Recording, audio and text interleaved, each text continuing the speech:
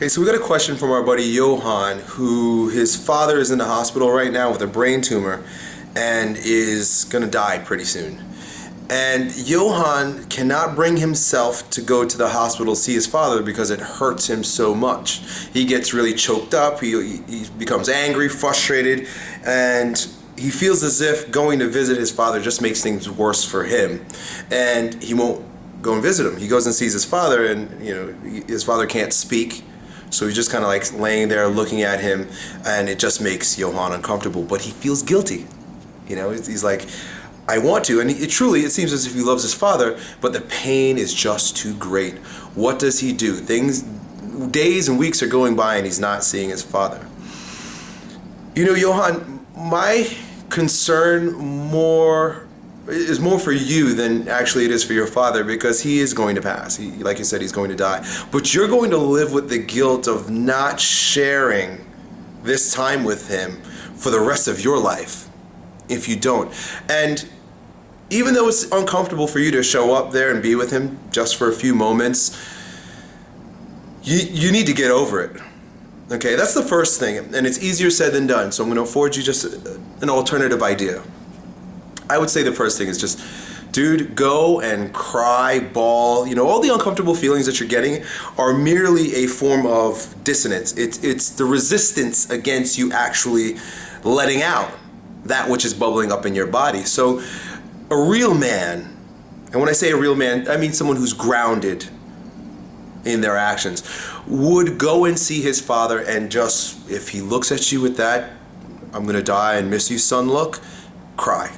Just bawl. Just hug him and cry and bawl and leave it all right there on the hospital bed. It's going to be so cathartic in so many levels, and it will free you from the guilt of having to live with never expressing this with him. He's going to pass. He will be okay.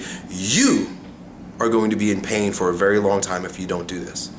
If you can't bring yourself to doing this, the other option would be to write to him. Every night before you go to bed, pull out pad and pen and you write out everything. And this may even be more impactful, because when you write, you actually take the time to embody your feelings with words. Words are symbols that represent abstract ideas and feelings.